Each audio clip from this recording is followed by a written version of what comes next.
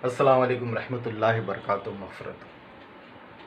मेरे प्यारे बच्चों, आज हम 12वीं जमात के पहले चैप्टर तिलिस्म होशरुबा के बारे में डिटेल से जानने की कोशिश करेंगे। तिलिस्म होशरुबा आपकी 12वीं की दरसी जमात का सबसे पहला चैप्टर है और ये चैप्टर एक्चुअल में देखा जाए तो ये दास्तान है। बात कहोगे सर दास्तान क्या है? दास्तान का मतलब होता है ऐसी कहानी जिसकी एक कहानी में कई कहानियाँ। फॉर एग्जाम्पल, अगर आप देखें, हम कहानी सुनते हैं कि कहीं पे एक राजा है, एक रानी है, एक राजा और रानी। अब उस राजा और रानी की एक बेटी है, तो अचानक क्या होता है, कोई जिन उस बच्ची को उठा के लेके चले जाता है। तो एक बहादुर शहजादा आता है और जिन को मारता है और जिन को मार कर उस बच्ची को वहाँ से रिहा करता है और फिर बाद में दोनों की शादी हो जाती है और बड़े चैन और सुकून के साथ वो अपनी ज़िंदगी बिताती है। ये एक कहानी हुई है जो मैंने आपको सुनाया, ये एक कहानी हुई, ये कहानी। लेकिन कहानी मतलब अंग्रेजी में उसको बोले कि अपनी स्टोरी। लेकिन दास्तान मतलब एक टेल मतलब TAIL, दुम वाला टेल नहीं, TALE, ये टेल, इसको बोलेंगे हम एक दास्तान यानी एक कहानी में कई कहानियाँ। याद रखिए, उर्दू ग्रामर के अंदर आपको ये क्वेश्चन पूछा जा सकता है, 12th के अंदर 1 मार्क्स के लिए पूछा जा सकता है। दास्तान मतलब एक कहानी में कई कहानियाँ। इसकी जेनर जो है यानी इसकी जो किस्म है तिलिस्म होशरुबा की, ये एक दास्तान है।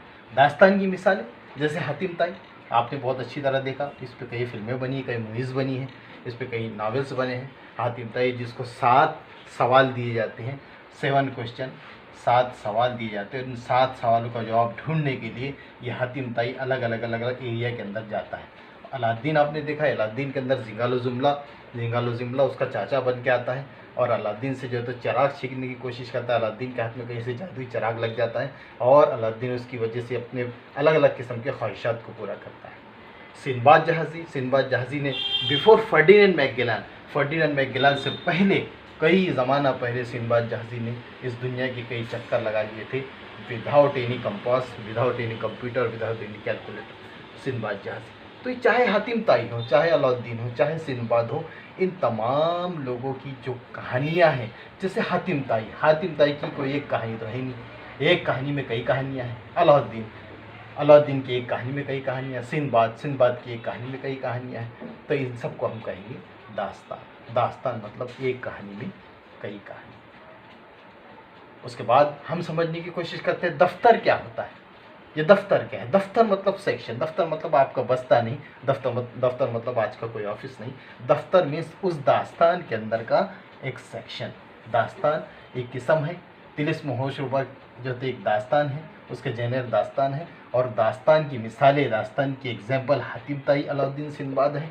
और उसके अंदर दास्तान के अंदर होता है एक दफ्तर सेक्शन मतलब उस दास्तान में, उस कहानी के अंदर, उन कहानियों में वाक़यात और किरदार का मजमूआ।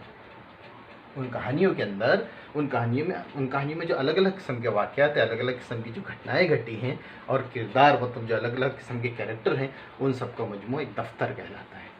होता है ना, जैसे कहानी रहती है, कोई स्टोरी रहती है, उसके अंदर क्या होता है, 2 ताकतें रहती है। एक ताकत अच्छाई की रहती है, एक ताकत अच्छाई की रहती है और एक ताकत जो है तो बुराई की रहती है। एक ताकत रहती है अच्छाई की और एक ताकत रहती है बुराई की। अब इन अच्छाई के अंदर भी कई किस्म के किरदार रहते हैं, कैरेक्टर रहते हैं, और बुराई के अंदर भी कई किस्म के किरदार रहते हैं, कैरेक्टर रहते हैं। तो ये सारे किरदार और कैरेक्टर और इनके साथ होने वाले वाक़यात और ये किरदार, इन सबको कहा जाता है दफ्तर। ये दफ्तर कहाँ होता है? ये दफ्तर होता है दास्तान के अंदर। दास्तान मतलब एक कहानी में कई कहानी। इसको मैंने एक छोटे से फोटो से, एक पिक्चर से समझाने की आपको कोशिश की है। फॉर एग्जांपल, एक बुक है, तो ये बुक का नाम है हमारा तिलिस्म होशरुबा।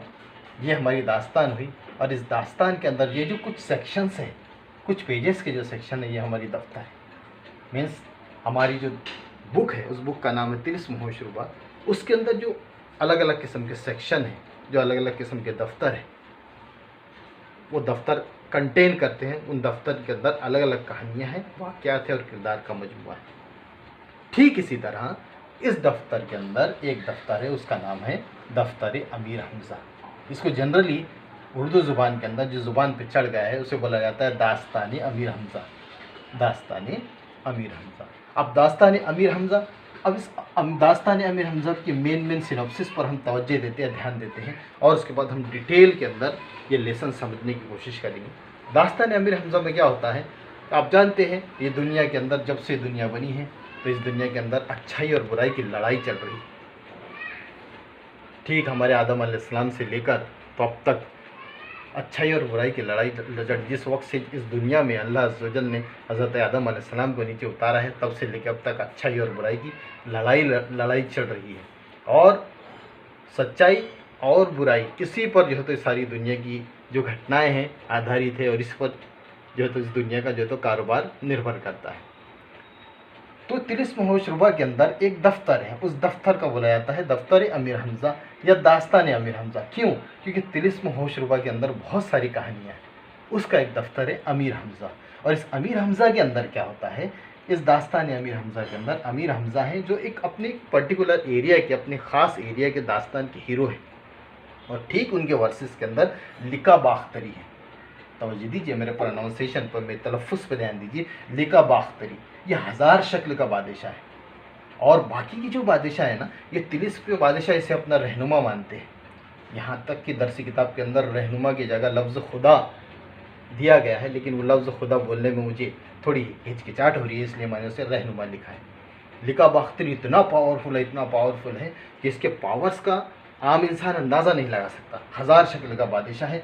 तिलिस्म के बाकी बादशाह उसे अपना रहनुमा मानते हैं, अपना लीडर मानते हैं, और उसकी बात को मानते हैं। और इनका और फाइटिंग है, इनकी और अमीर हमज़ा की फाइटिंग है, इनकी और आपस के अंदर बनती नहीं है। तो अमीर हमज़ा उनके लिका के ताक़ुब में रहते हैं, एक जगह से उसको जो हराते हैं और उसको लिका के ताक़ुब, लिका फरार हो जाता है, और उसको गुलजार सुलेमानी पनाह देते हैं अपने एरिया के अंदर कि आपको जो है तो मैं अपने एरिया के अंदर पनाह देता हूँ, आप मेरे एरिया के अंदर रहिए।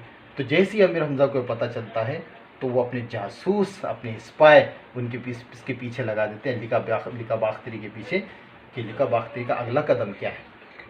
अब ये जो हमारी दरसी किताब के अंदर तिलिस्म होशरुबा है, वो यहाँ तक की कहानी के आगे का सेक्शन है। इसे हम आगे और समझने की कोशिश करें। उम्मीद करता हूँ आप कल वीडियो को कंटिन्यू करें। जज़ाकल्लाह।